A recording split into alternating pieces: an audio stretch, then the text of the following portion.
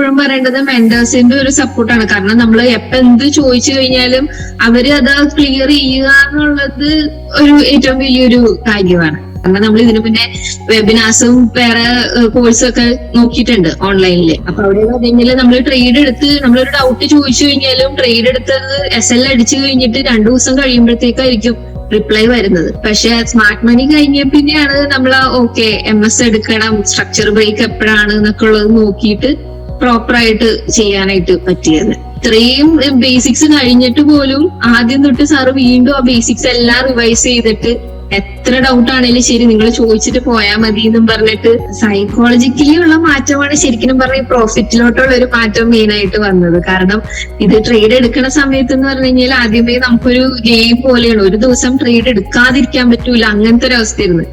ഒരു ആദ്യത്തെ trade profit ആണെങ്കിൽ ഓക്കെ എന്നാൽ അടുത്തതും കൂടി നോക്കാം. ചിലപ്പോൾ ലോസ് അടിച്ചു കഴിഞ്ഞാൽ പിന്നെ അത് റിവെഞ്ച് ചെയ്തിട്ട് അത് എങ്ങനെയും പ്രോഫിറ്റ് ആക്കണം എന്നുള്ള ഒരു നിലപാടായിരുന്നു. എല്ലാവരോടും ധൈര്യമായിട്ട് വന്ന് ചേർന്നു എന്നേ പറയാനായിട്ട് പറ്റുള്ളൂ. കാരണം ഞാൻ ഇതിന് മുന്നേ ഞാൻ ട്രേഡിങ്ങിന്റെ ബാക്കിയുള്ള കോഴ്സ് ഞാൻ വേറെ ഇൻസ്റ്റിറ്റ്യൂട്ടിലൊക്കെ അന്വേഷിച്ചപ്പോഴത്തേക്ക് എനിക്ക് കുറച്ച് റേറ്റ് കൂടുതലായിട്ട് തോന്നി. പിന്നെ ഇവിടുത്തെ അതിന് ശേഷം ഇവിടുത്തെ അന്വേഷിച്ചപ്പോഴത്തേക്ക് എനിക്ക് ഓക്കെ ഞാൻ അന്വേഷിച്ചതിലും കുറവാണെന്ന് അറിഞ്ഞപ്പോ തന്നെ പിന്നെ ഞാനത് വെയിറ്റ് ചെയ്തില്ല, ഞാൻ അപ്പൊ തന്നെ ജോയിൻ ചെയ്യാണ് ചെയ്തത്. Good afternoon. Good afternoon sir. So മാം എവിടെ സ്ഥലമായിരുന്നു? പാലക്കാടിലെ. സോ എന്താ ചെയ്യുന്നത്? വർക്ക് ചെയ്യണോ അതോ വേറെ ചെയ്യണോ? ഹൗസ് വൈഫാണ്. ഹൗസ് വൈഫ് ആണല്ലോ. ഓക്കെ. അപ്പോ ട്രേഡിംഗിലേക്ക് എങ്ങനെയാണ് എത്തിപ്പെട്ടത്? എൻട്രിയുടെ കൂടെയാണോ അതിന് മുന്നേ ചെയ്യാറുണ്ടായിരുന്നോ? ഇല്ല, അതിന് മുന്നേ ട്രൈ ചെയ്ത് നോക്കിയിട്ടുണ്ട്. 1 വർഷമായി. 1 വർഷമായിട്ടുണ്ട് അല്ലേ?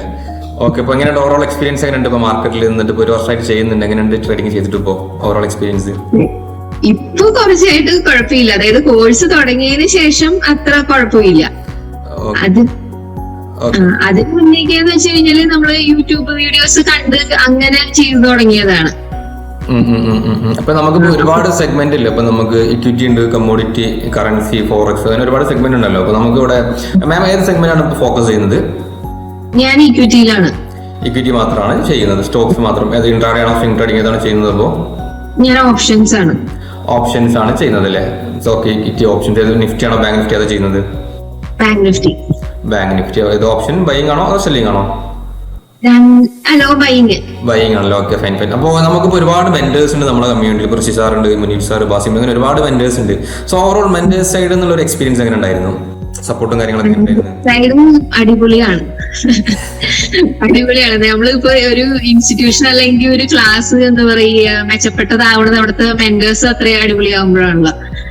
അപ്പൊ ആദ്യമൊക്കെ എന്ന് പറഞ്ഞു കഴിഞ്ഞാല് കുഴപ്പമില്ല, നമ്മൾ ആ ബേസിക്സ് അറിയാവുന്ന കൊണ്ട് അങ്ങനെ ഇങ്ങനെ പോയി. പക്ഷെ അത് കഴിഞ്ഞിട്ട് പിന്നെ ബാസിൻ സാറിന്റെ ക്ലാസ് തൊട്ടിട്ടാണ് നമുക്ക് ആ മെയിൻ ആ കോർ കോൺസെപ്റ്റിലോട്ടൊക്കെ വരുമ്പോഴത്തേക്കും സാറ് ഇങ്ങനെ ചോദിക്കും, നമ്മളിങ്ങനെ ആലോചിക്കും, അയ്യോ ഞങ്ങളെക്കാളും പഠിക്കേണ്ടത് ആവശ്യം സാറിന്റെയാണ്, സാർ എന്തിനാണ് ഇത്രയും എഫേർട്ട് എടുക്കണേന്ന് ചില സമയത്ത് തോന്നിപ്പോകും. അത്ര ഇരുന്നിട്ട് കാരണം നമ്മള് കോഴ്സ് തുടങ്ങി ഏറ്റവും ലാസ്റ്റ് ആണ് ആ ടോപ്പിക്സ് എല്ലാം വരുന്നത്.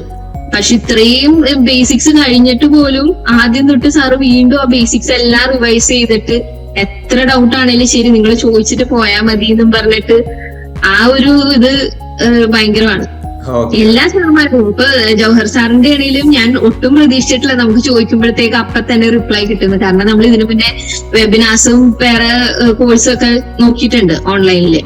അപ്പൊ അവിടെ പറഞ്ഞാല് നമ്മൾ ട്രേഡ് എടുത്ത് നമ്മളൊരു ഡൗട്ട് ചോദിച്ചു കഴിഞ്ഞാലും ട്രേഡ് എടുത്തത് SL അടിച്ചു കഴിഞ്ഞിട്ട് 2 ദിവസം കഴിയുമ്പോഴത്തേക്കായിരിക്കും റിപ്ലൈ വരുന്നത്. അപ്പോഴത്തേക്ക് നമുക്ക് തന്നെ നോർമലി മതിയോ. അതുപോലെ മുനീർ സാറാണെങ്കിലും നമ്മളൊരു ഡൗട്ട് ചോദിച്ചു കഴിഞ്ഞാല് ചിലപ്പോ നമ്മളത് വിട്ടുപോയിട്ടുണ്ടാവും. ആ ചാർട്ട് ചോദിച്ച് സാറ് ചിലപ്പോ അന്ന് റിപ്ലൈ ചെയ്തിട്ടുണ്ടാവില്ല. നമ്മളത് വിട്ടുപോയാലും ഒരു 2 ദിവസം കഴിഞ്ഞിട്ടാണെങ്കിലും ചിലപ്പോ സാർ അത് അനലൈസ് ചെയ്ത് സാറ് മാർക്കൊക്കെ ചെയ്തിട്ട് ഇങ്ങോട്ട് അയക്കും. നമ്മളായിരിക്കും ഓർത്ത് ഇത് വെച്ചിട്ടുണ്ടല്ലോ എന്നുള്ളൊരു കാര്യം. അതെ അതെ.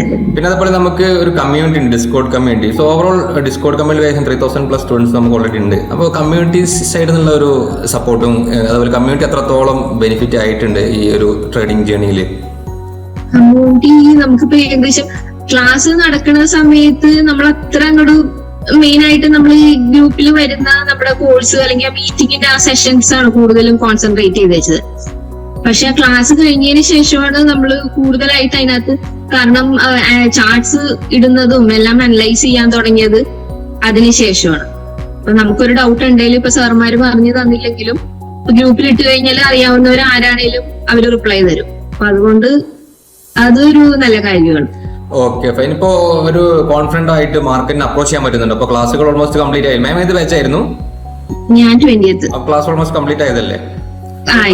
Okay fine. ഇപ്പൊ ഇങ്ങനെ ഒരു കോൺഫിഡന്റ് ആയിട്ട് മാർക്കറ്റിനെ അപ്രോച്ച് ചെയ്യാൻ പറ്റുന്നുണ്ടോ? അപ്പൊ പറ്റുന്നുണ്ട്, പക്ഷെ എന്നാലും നമുക്ക് ആ ഒരു ടാർഗറ്റ് ഹോൾഡ് ചെയ്യണമല്ലോ. ഓപ്ഷൻസ് നമ്മൾ ചെയ്യുമ്പോഴത്തേക്കും അത്രയും ലോങ് നമ്മള് ആ ഹോൾഡ് ചെയ്യാനായിട്ടുള്ള ഒരു ചെറിയൊരു ഇതുണ്ട്. എന്നാലും കുഴപ്പമില്ല. ഇമോഷന്റെ അതായത് സൈക്കോളജിക്കലായിട്ട്, അതായത് ഇപ്പൊ നമ്മൾ ക്ലാസ്സിന്റെ ഏറ്റവും വലിയ പ്രശ്നം എന്ന് പറഞ്ഞാൽ ട്രേഡിംഗ് സ്ട്രാറ്റജി മാത്രമല്ല, സൈക്കോളജിക്കൽ വൈസ് നോക്കുകയാണ് ഇമോഷൻസ് ഒക്കെ ഇതിൽ ഭയങ്കരമായിട്ട് ഒരു മേജർ റോൾ വരുന്ന കാര്യമാണ് ഈ ട്രേഡിംഗ് എന്ന് പറഞ്ഞാൽ. സോ ഈ ക്ലാസ് അറ്റൻഡ് ചെയ്തതിനു ശേഷം സൈക്കോളജിക്കൽ വൈസ് ആയിട്ട് എത്രത്തോളം ബെറ്റർ ആവാൻ പറ്റിയിട്ടുണ്ട്? ക്ലാസ് സൈഡിൽ നിന്ന് എത്ര സപ്പോർട്ട് കിട്ടിയിട്ടുണ്ട് മെന്റേഴ്സിന്റെ സൈഡിൽ നിന്ന് സൈക്കോളജിക്കൽ പരമായിട്ട് ഇമ്പ്രൂവ് ചെയ്യാൻ വേണ്ടിയിട്ടുള്ളത്? സൈക്കോളജിക്കലി ഉള്ള മാറ്റമാണ് ശരിക്കും പറഞ്ഞ പ്രോഫിറ്റിലോട്ടുള്ള ഒരു മാറ്റം മെയിൻ ആയിട്ട് വന്നത്. കാരണം ഇത് ട്രേഡ് എടുക്കുന്ന സമയത്ത് എന്ന് പറഞ്ഞു കഴിഞ്ഞാൽ ആദ്യമേ നമുക്കൊരു ഗെയിം പോലെയാണ്. ഒരു ദിവസം ട്രേഡ് എടുക്കാതിരിക്കാൻ പറ്റൂല, അങ്ങനത്തെ ഒരു അവസ്ഥയായിരുന്നു. ഒരു ആദ്യത്തെ ട്രേഡ് പ്രോഫിറ്റ് ആണെങ്കിൽ ഓക്കെ, എന്നാൽ അടുത്തതും കൂടി നോക്കാം. ചിലപ്പോൾ ലോസ് അടിച്ചു കഴിഞ്ഞാൽ പിന്നെ അത് റിവെഞ്ച് ചെയ്തിട്ട് അത് എങ്ങനെയും പ്രോഫിറ്റ് ആക്കണം എന്നുള്ള ഒരു നിലപാടായിരുന്നു. പക്ഷെ ഇപ്പോ ഒരു ട്രേഡ് അല്ലെങ്കിൽ 2 ട്രേഡ്, ഇപ്പൊ ആദ്യത്തത് പ്രോഫിറ്റ് ആണെങ്കിലും ശരി ലോസ് ആണെങ്കിലും ശരി, ഓക്കെ ശരി നിർത്തും. ചില ദിവസം ലോസ് ഒക്കെ അടിച്ച് കഴിയുമ്പോഴത്തേക്കും ശരി എന്നാ അതെടുത്തിട്ട് എന്നാ സ്വിങ് ചെയ്യാം, കുറച്ച് അവിടെ കിടക്കട്ടെ എന്ന് പറഞ്ഞ് അങ്ങനെയൊക്കെ എടുത്ത് മാറ്റിയിടും. പക്ഷെ അപ്പൊ അതുപോലെ ബാസിം സാറിന്റെ ട്രേഡിംഗ് ജേണലിന്റെ ക്ലാസ് ഇല്ലായിരുന്നോ ഇതിനെ കുറിച്ചിട്ടുള്ള? അത് എത്രത്തോളം ബെനിഫിറ്റ് ചെയ്തിട്ടുണ്ടായിരുന്നു? ട്രേഡിംഗ് ജേണലിനെ കുറിച്ച്, ട്രേഡിംഗ് റിസ്ക് മാനേജ്മെന്റിനെ കുറിച്ച് ക്ലാസ് അറ്റൻഡ് ചെയ്തിട്ടില്ലായിരുന്നോ? സോ അത് എത്രത്തോളം ഹെൽപ്ഫുൾ ആയിട്ടുണ്ടായിരുന്നു ജേർണലിസ്റ്റിനെ കുറിച്ചുള്ള ക്ലാസ്സുകളെല്ലാം? ജേർണൽസിന് ശരിക്കും പറഞ്ഞാൽ ഞാൻ തീരെ കീപ്പ് ചെയ്യാറില്ലായിരുന്നു. നമ്മള് എടുക്കും പോകും എന്നല്ലാണ്ട് നമ്മള് പ്രോഫിറ്റ് വന്നോ അതിനകത്ത് കിടക്കണ്ടോ ഒന്നും അറിയാറുണ്ടായിരുന്നില്ല.